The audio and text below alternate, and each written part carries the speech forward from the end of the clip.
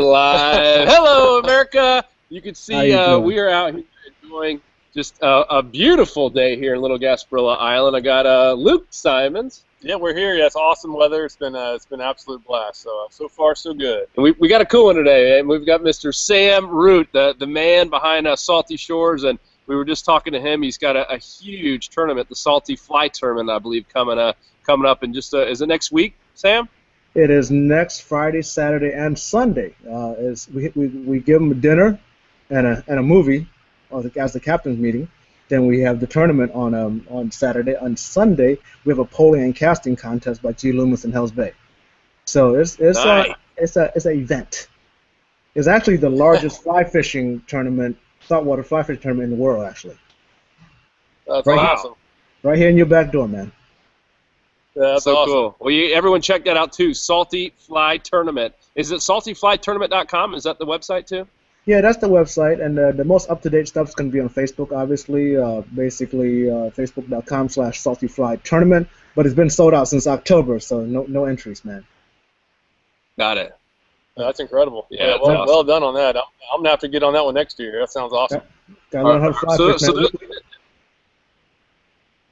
Go for it, my friend. No, I was gonna say we give away about $10,000 worth of swags too at the weigh-in. Everybody gets a raffle ticket, and we just give away paddle boards, trolling motors, all kinds of stuff. That's awesome. Yeah. Nice. Well, for those of the people that don't know who you are and haven't seen your photography and stuff out there, tell us a little bit about you and where you are. We know where you are, but where you are and what you like to fish for, etc. You know, I started off as an offshore fisherman, actually. I'm based out of Tampa, Florida. I started off as an offshore fisherman back in the late 90s, so I'm an old dude compared to you guys. But it got to the point where it got to be a pain to go fishing, right? Because offshore, you got to get all your buddies, and everybody's got to get off work, and then you got to pray for the weather to be right to go offshore. So it got to the point where I was like, you know, not disgruntled, but like just dissatisfied. I want to fish more than I really could.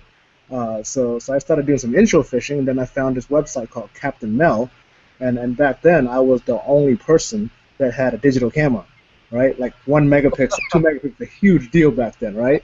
So I was the only one that could actually post a picture, whatever fish I caught, little redfish, whatever, I would post it, right? So, and nobody else would have any pictures. And I just noticing that my forum stuff was getting more and more people looking at, because anybody can tell a fishing story, right? But even if I catch something small, I'll take a picture of it. Beginning of the social media concept for fishing, anyways. And then I got invited. Well, wait a second. I backtrack a little bit. So I got popular on the forums, and that way, not by any kind of grand scheme of things. It's just so happened I happen to have a 2 megapixel camera. Okay, Now is this is this around 2000? Like, what year is this now? This was about 2004, I think. Yeah, 2004. Okay, you run to the forums, for the sportsmen and all that stuff, right? Because back then the 2 megapixel camera was like $1,000. Crazy. Oh, yeah. So, and a lot of people didn't know how to use it. Now you can use a phone, you get like 20 megapixel and stuff on your damn phone.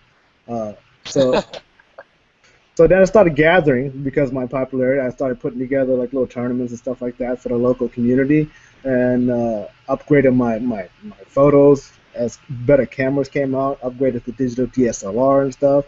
Then I got noticed by Saltwater Experience down in the Keys. Tom Rowland emailed me, "Hey man, you want to come down and be the camera guy for a couple of days when we do our shoot?" I said, "Hell yeah, man!" So I went down there, took some awesome photos in the Keys. You can't really take a bad photo as long as the weather is good in the Keys, right? So I came back, did my thing again, put it on all the forums and everything. And then for the sportsman contacted me and said, "Hey man, you want to make a couple bucks in those pictures?" I said, "Hell yeah, man!" So that was the start of me doing photography and marine media and stuff and that's where I'm at today. Awesome. And right now Doing I'm all kinds of stuff, dude. I'm a gadget guy too, so a lot of fishermen, as you know, this generation is different because we're born with all the gadgets. But back then, man, those old fishermen, they could care less about the internet, man. They thought that stuff was a fad, So they didn't know how to use it. They didn't want to deal with it, So one of my favorite line I saw on the forum was this one of the old time captain, right? He thought he was real bright and smart or whatever, and he was. He was a very smart guy. One of his saying was, "It wasn't the gill net that killed the fishing; it was the internet that killed the fishing." You know, he's trying to say that now all the spots are available to everybody. Everybody shares information. You can do Google Map, all kinds of stuff, and it's true, you know. But it's also spread the community, and you can learn a lot faster too. Yeah, no doubt. Yeah, and it's hopefully getting more people out there, which is what our goal is, and teaching kids to fish. And there's that whole generation gap. They're so connected to the gadgets now. It's tough to get them outdoors and to do stuff like this. So. Oh yeah, I mean, when's the last time you even looked at a phone book? I can't remember the last time I looked at a phone book, or even bought a newspaper. And it's sad to say, but sometimes I haven't bought a magazine in forever, you know, and which is kind of counterproductive for me because I do sell stuff to the magazines. But what are you gonna do?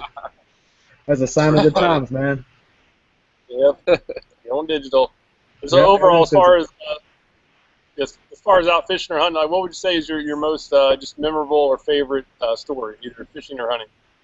You know what? It's I'm gonna say my latest, most memorable memory on the water would have to be I had this great idea of getting a small, tiny boat to do all the crazy exploration in the backwoods of the Everglades and everything, right? Where I wanted like a John boat that you can actually lift up by yourself because you can't do go through those mangroves and stuff like that with anything that's very nice.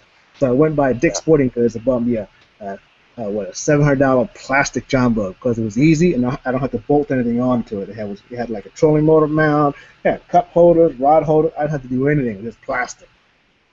And then great idea, right? And it fit in the back of my Toyota Tundra.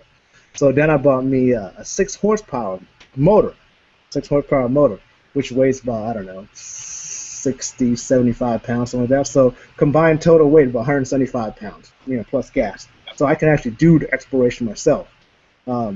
So first time I took it out, screwed it down, launched in the back of my house. I live in a canal. Me and a buddy took it out and we ran. It ran great, man. It's flexing a little bit because it's plastic. And that's how there's no fish here. Let's go to different spots. So we started running. I'm taking selfies and stuff so I can do all the social media and stuff. Next thing I know, the motor is gone. It vibrated off the boat and fell into 10 feet of water, man. Then I took a selfie with no motor. So that was like a $1,500 motor into the water. All I had with me was my extension stick. So I had this was around the corner from my house. So I didn't have any paddle. I didn't have a GPS. So I'm drifting now, right? Because of the inertia, I'm drifting. I said, "Where's the motor? Where's the motor?" Yeah. I look down. It's 10 feet, murky. Can't see anything. So luckily, I had my iPhone with me. I marked it on the GPS, so it's got to be within like a 50-yard radius or something around me. So I marked that. Now I said, now to get back on land. How am I going to get back on land? So I had a Wang anchor stick with me, and I used the Wang anchor stick to use as a paddle. It took me like an hour and a half to just get to the freaking shore. It was like but it took 4 days to find it, bringing side sonar, GPS, dragging Hawaiian slings, you name it, man. Doing crisscross patterns with my boat and a friend. It took 4 days to finally we got some sun and we actually saw it.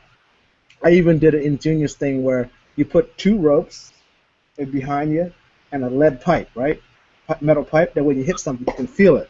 That didn't work either. It sounded like a great idea, but that didn't work either. We just happened to see it doing a crisscross pattern. I dove down there and got it, took it to Bullfrog Creek Marina, and the motor is actually working today. Wow, that's so cool. Unbelievable. Yeah, we recovered it. It was brutally embarrassing and costly, but it was pretty memorable. Yeah, that's awesome, man. Sorry, Peter, I didn't get my 17 sailfish. we love the funny stories, man. That's great. You lived his little tale. Exactly. And so did the motor. Yeah, if I didn't recover the motor, it would not have been a story. It would have been just a sad day. Yeah, Yeah. a nightmare. It's kind of Hey, like so dropping. what It's kind of like dropping your phone in the water, right? If you didn't get it back, it's kind of I don't even want to talk about it. You know. Oh, we watched. Speaking of that, you do some really good reviews too. We watched your was Yeah. the waterproof iPad review. Yeah, that was hilarious. Yeah, I saw your review of the iPad you threw in the water not once, but like 3 or 4 times. Oh yeah, oh yeah. The crazy thing about that stuff, man, is it only take one failure to screw it all up, right? Yeah, a little saltwater will damage. Not good. All right, so what kind of fish? What's on your bucket list? What's the one fish you haven't caught anywhere in the world? I actually remember that question. I would have to say a dog-tooth tuna. It's just a strong fish. Is gets big, and it just looked evil, you know. It just looked like a fish out of a comic book or something like that. Like those cartoon fish you see on all the T-shirts with fangs and looks mean. It looks kind of like one of those fish. And it does. It is. It's so dogfish tuna, dog-tooth tuna, man. That's probably my my dream fish. I caught a lot of. What's that? Yeah, Cameron Connell, that was his favorite fish to spear. He was talking about going out and free diving for those things. It's pretty cool fish. Indonesia. Exactly. And that might be my next destination. So that hopefully that'll work out. Nice, man. Yeah. So how about if there's just one fish left in the world and you can only catch one fish the rest of your life? What would it be? One fish left in the world. You know what? I would like to be honest with you. A tarpon would be awesome. If there's just one fish. I mean, that's a catch and release only fish. It's huge. It's powerful. It's got endurance from God knows where, and it jumps. That's the key thing. I like taking pictures of fish that jump. You know, you got to take. Yeah, because you got to take pictures with people that holds up fish, obviously, because everybody wants and proof we caught the fish. But for the most part, I like the action shots, man. I like the tailing shots. I like the jumping shots. Those are my favorites. Because that's like half of a second in the time frame that will forever be lost, like tears in the rain. What movie is that from? I'm not sure. Oh, you've heard of it. Harrison Ford. The Fugitive? No, it was not. I don't remember. It was Harrison Ford. Oh man, I'll think of it before it's all over. We'll have to look it up. We'll have to put it in the comments. Yeah, Google it. Yeah. Google it. Does it like tears in the rain? Yeah, but no newspaper. Hey, so if you could fish with anyone living today, who would it be? Anybody? That's a fisherman, or does it matter? No, Yeah, we've had people who said NFL players to kids, you name it, anything. You know, living today. Obviously, you can't fish with dead people. Let's see. The Sixth Sense. I see dead people. I get these looks. I don't know about you, but when you're like on the water and things are kind of slow, you get random thoughts in your brain, right? I'll start singing some 80s song. A lot of good movie quotes. Yeah, exactly. A lot of good movie quotes. You know, I would say, I don't know how this guy still does it. I would have to say Bill Dance. That guy has had a TV show since I can remember, and he still has a TV show. That's amazing. That guy's got to be a plethora of information, and if he's not else, so. Yeah, Fred caught there's a crazy amount of fish. Yeah, he's one of my old favorites. I watch every Saturday morning growing up. He's a good guy. It's amazing. I go to ICAST every year, and he's always there, man. He's active. He's doing stuff. He's got TV shows, and he's a nice guy. Every time I bumped into him, you know. Yeah, I've seen some inshore saltwater fishing shows that he did recently. So he's dabbles in the saltwater too, which is awesome. Yes, he does. He does a couple things in solo. I've never like officially like hung out with him or anything like that, but you know, I've hung out with a couple of other celebrities and stuff like that. So answering that question to this would be like counterproductive, right? You want somebody you've never hung out with. So I've never hung out with Bill Dance before. That's a great one, man. Maybe this can happen. We heard from one of the prior hangouts that one of the guys had mentioned who he wanted to fish with, and apparently another fishing guide in a whole different area saw the interview and is now trying to set it up because he knows the NFL players. So we'll see what happens. Nice. Pretty cool. You never know. Man, I should have said somebody else there, like Snoop Dogg or something, man. Don't ruin it. Yeah, Don't ruin it. We're going to make this happen. Yeah. So now we're gonna go on to the questions, and we have 7 questions for you. These are just completely random. Some are easy, some are difficult, some are a little tricky. We'll give you a little, I guess, hint if it's a real tricky one. But these are just for fun and just a way to have a. Yeah, so what we're doing is, we're giving $5,000 for our money to the Wounded Warriors and taking the Wounded Warrior out fishing a little bit later here this month. And whoever has the most questions right out of all the fishing experts and guides we talk to, we're going to donate a big portion of that money in your name. So it's all for fun in the spirit of March Madness. So the first one, Mr. Sam Root, what lead? Sorry, my glasses. This is very, very small print. What lead sinker is pinched around a line? What kind of sinker made of lead is pinched around a line? Bullets. Pretty close. Sort of. Bullet. It's a specific type. It's the kind that it's like a little Pac-Man almost, and you just pinch it down the line. Yep. Yeah, I know what you're talking about. The answer escapes me now. Yeah, split shot is the technical. Yeah, split shot. That's what it is. Yeah. No, you're right. No, don't give it to me, man. Don't give that to me. The bullet was the one for the worms, man. All right, so this is pretty funny. I promise you, these are completely random. You have to get this one because you talked about it. I use artificials all the time, man. I don't use that bullet weight stuff. I mean, the split shot stuff. That's cheating. What anyway. is a dog tooth? You hear that one, Sam? Say it again. What is a dog tooth? What is it in terms of fishing? You're going to get this one, obviously. Well, obviously, is a teeth that comes out that like a trout, right? Like dog tooth tuna I was talking about. It's got little 2 fangs and stuff coming out. Yeah, that's what I was looking for. A type of tuna, a species of tuna. Yep. Very nice. All right. I kind of threw you off with that trout thing, huh? All right. What color is a pennant or a flag that signifies small craft warning? What color would it be out of all the colors that signifies a small craft warning? Like the warning or caution. I have no idea, and I took my captain's license course too. I just didn't. Sorry, don't know. Red. There it is. It's red. That's good. That's a guess. Woo! Nice. Just playing with you, testing. This is more in the hunting. What is the largest living member of the deer family in the entire world? Elk. Oh, no, the moose. The moose. Moose. Yeah. I missed it by that much.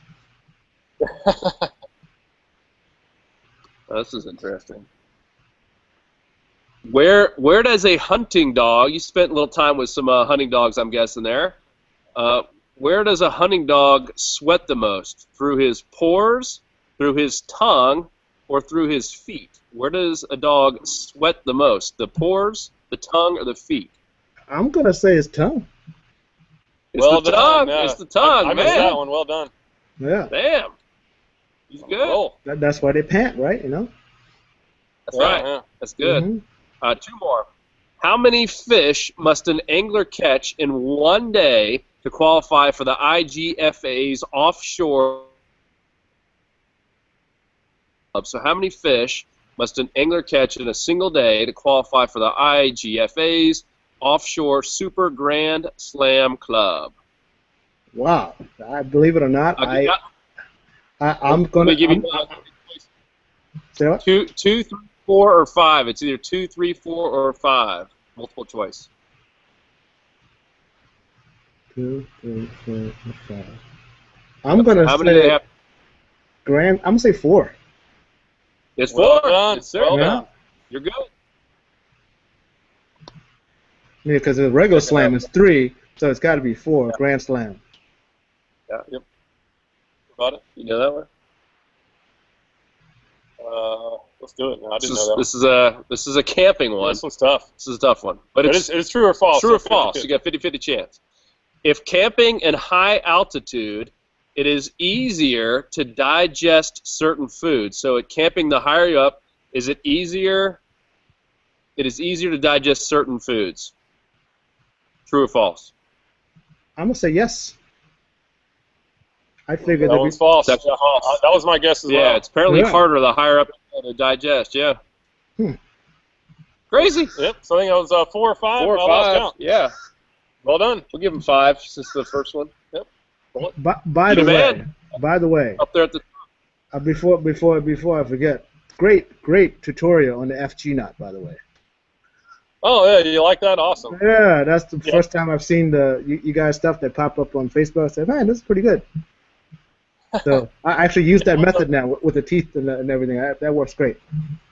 Yeah, seriously, I didn't even know about that knot until a couple months ago, and then I started tying it. I was doing a little knot contest, and it beat all of my knots. It crushed them. It was by like 20% strength-wise. So I always knew it was this very strong knot, but it's always been difficult to tie, and it takes forever to tie. But I think that pulling the teeth thing is probably the easiest way to do it in the most secure way. Thanks for doing that. Thanks for mentioning that. It's a great knot. Definitely improved my system overall line system by over 20% strength-wise. So I'm a big fan of it. Yep. You know, when you get like 10, you get like super thin braid and like 10-pound test and below, you can't even tie any other knot. That's the only knot that will actually hold those leader, because if it will cut through itself and it just breaks. So all else fails, try the FG knot. That's right. Cool, man. Well, hey, so tell us all, other places. Facebook. I know you have an Instagram page that we follow. This is your chance to tell us. Yeah, saltyshores.com, of course. Check you out. Look up Sam Root and Salty Shores on Facebook, Instagram. You on Twitter too? Everywhere? Yeah, I'm on Twitter too, but basically it's more of a like, I'm a Facebook guy and Instagram guy. It basically propagates through my other social media stuff. I don't really pay much attention to it, to be honest with you. I'm not, I don't know. Twitter to me is you're like a celebrity. Everybody wants to know what you're eating for breakfast and stuff like that. I'm no Kim Kardashian, man. Sorry. So I'm gonna do like a selfie with you guys. Yeah. Yeah. And we call that an inception, right? There's actually, that could be the first good hangout selfie. Yeah, that's pretty cool. Definitely the first episode. Yeah, I'll post this on Instagram a little later when we get off. That'd be awesome. Awesome. That's cool. Yeah, and we're gonna play next week, I believe, is when we got it scheduled. We'll shoot you an email and we'll be blasting it everywhere. And once again, follow Mr. Sam Root, saltyshores.com. Go to Instagram, check him out as well, and tell him a hello. And we're gonna see if we can get old Bill Dance. We need to connect the two. Man. Edit that little part out though. But, yeah, no. Best of luck with that tournament. Either him or Snoop Dogg, right? That's right, Snoop Dogg. That'd be pretty funny. That'd be hilarious. Snoop Dogg fishing. You might lose a couple props and motors and stuff in the water with Snoop Dogg. Yeah, only if he's driving though. So. Yeah. Hey, yeah, awesome. And seriously, Sam, thank you so much, and best of luck next week. We'll be following you on Facebook and seeing how the tournament goes, my friend. All right, Ben. Thanks again, and keep in touch. Thanks again. Yes, sir. Thank you. All right.